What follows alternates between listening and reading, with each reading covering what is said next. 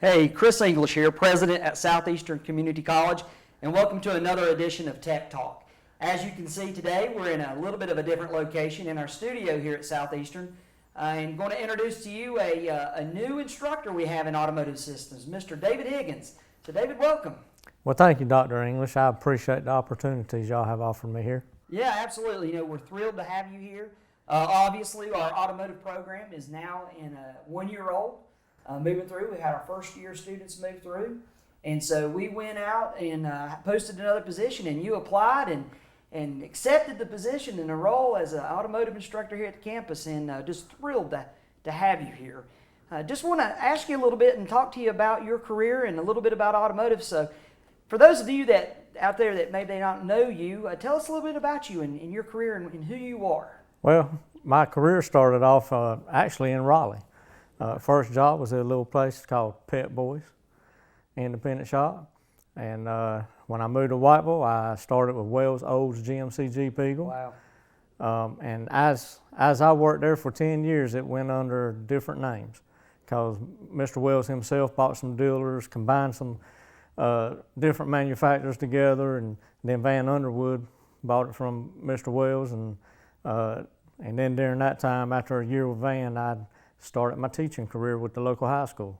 Wow. So I've taught at Whiteville High School for 20 years, and wow. and people have asked me, why did you leave? Why did you leave? And all I can tell them, opportunity. I left on a good note.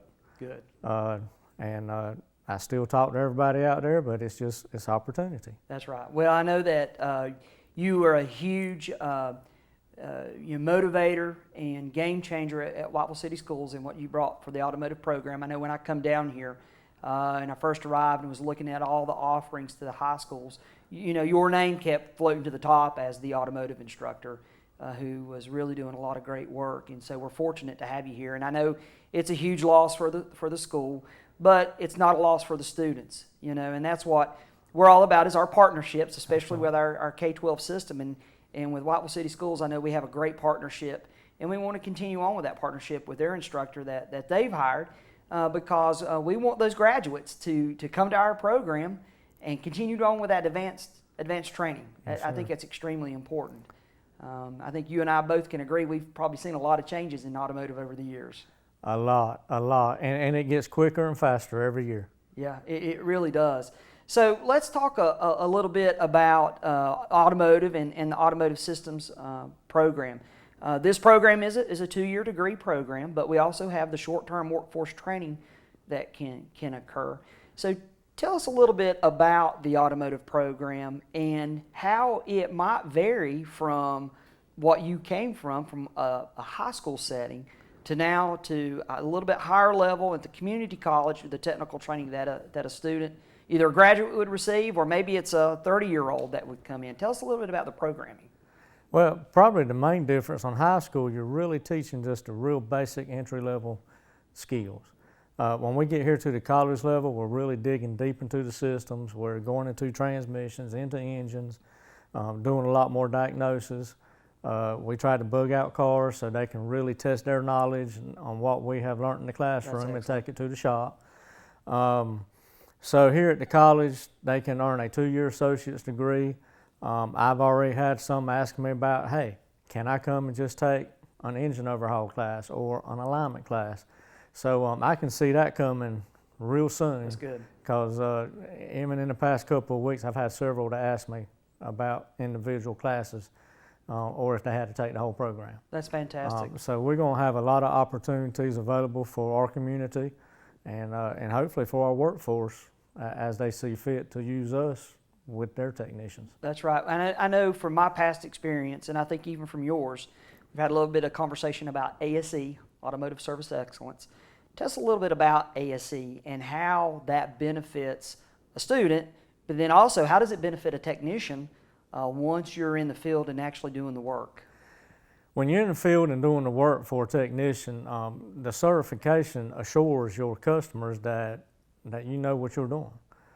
It's a certification that has to be renewed every 5 years. So as things change on cars, the ASE test changes to go along with it. As for ASE accredited programs for the students, it ensures that they're getting top-notch training at the training facilities. To be an ASE accredited program, you have to go through a rigorous observation from ASE, and as they evaluate, they make sure everything you have is up to date and that you're teaching up-to-date material to your students. Right. Yeah. And so, ASC's been around for many years. I know when I worked at a GM dealership, we had to be ASC certified just to do warranty work, so that the dealers would get that reimbursement. And it's really never changed, but it's such a huge benefit for the independent garages, just for the customer to know the reassurance that the technician has the skills available to diagnose and repair that car. That's right. I think it's extremely important. And in a lot of cases, your employers will pay for the ASC, and they give you a pay raise on top of it if you can keep your certifications There up. you go. So it's definitely a huge benefit all the way around. So right now, we've been teaching automotive systems out at what we called 701 North, which was the old BB&T call center. Had a nice little 4-bay garage out there the county helped us on, gave us money to renovate it, and that was our phase 1, our first year. Well, phase 2, we've moved into this year. It's a 2,500 square foot, 2-bay garage, holds 4 cars, will have lifts, it's got lifts in it. Obviously taking that next level of training up, taking it to a new level. That'll go for us, work with us for probably about a year, year and a half, and we're currently under the design phase of our new STEM automotive transportation building, 25,000 square feet. Does that excite you? Very much. Should. And that's part of the opportunities when people ask me. I say, some things you got to wait for. And we get 2 or 3 years deep, everybody's going to see why I decided to make that change and hopefully better myself along with my students. Yeah, and that's all it's about, is bringing the technology to the students so that they can get the skills they need to get a great career, have a great job. And so, we're very, very fortunate that Representative Brendan Jones sponsored the appropriations that we needed for $14 million to build this facility. I mean, just gracious that he supports a college like this.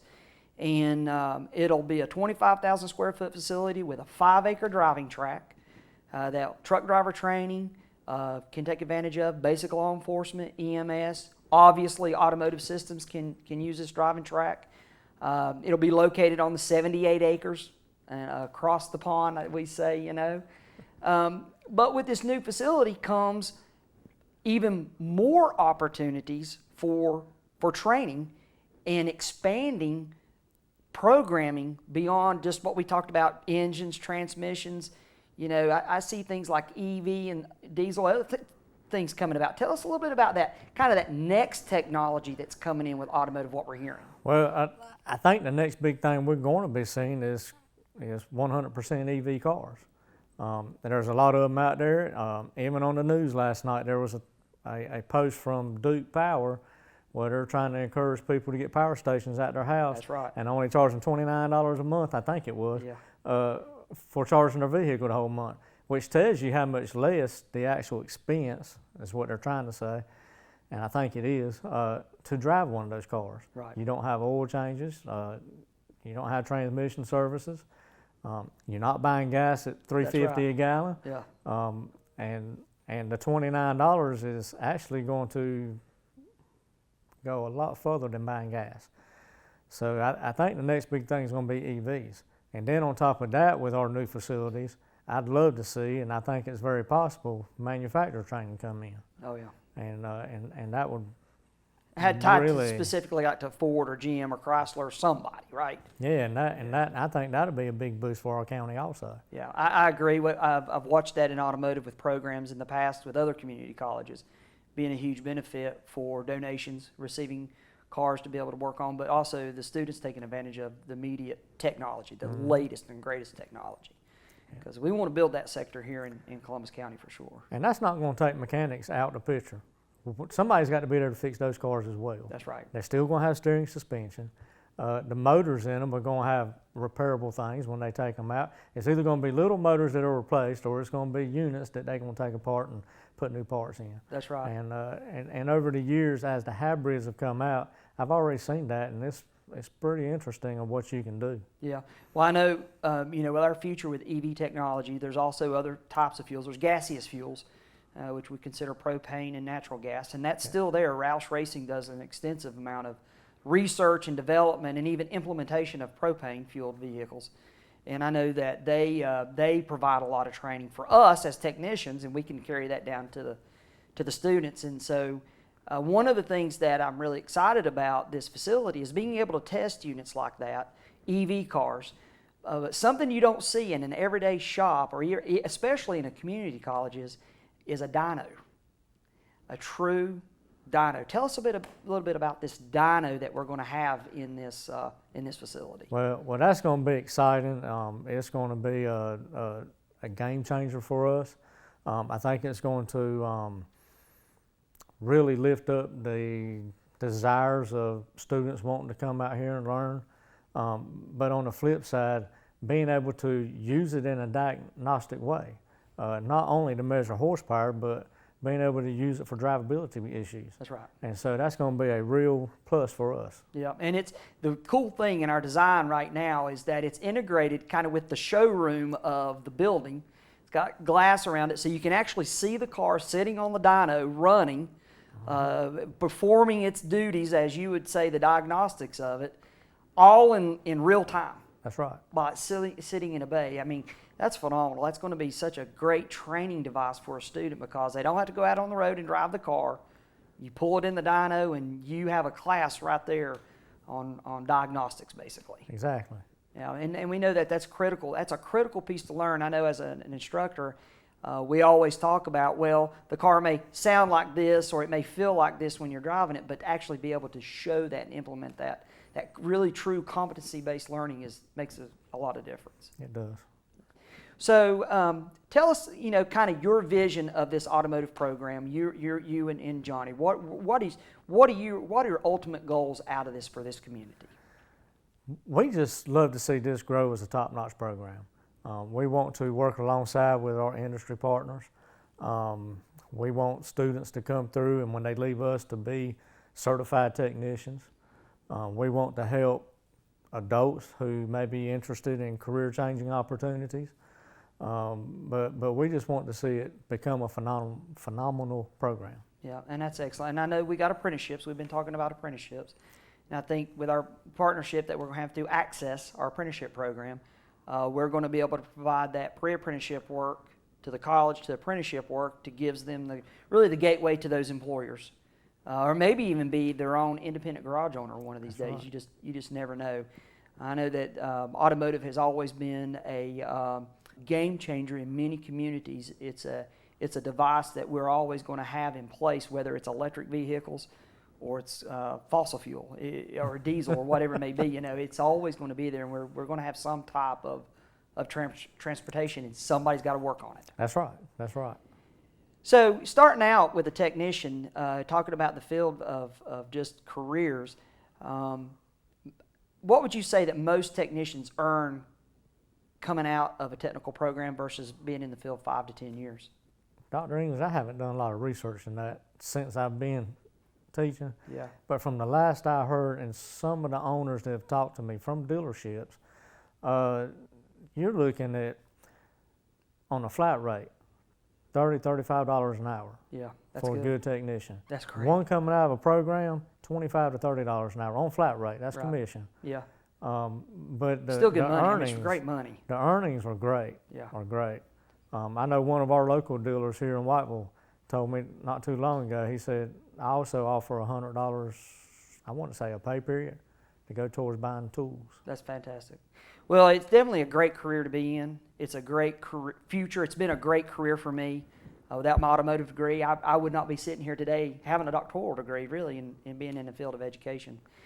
David, I want to wrap it up by saying thank you for joining us today on the Tech Talk.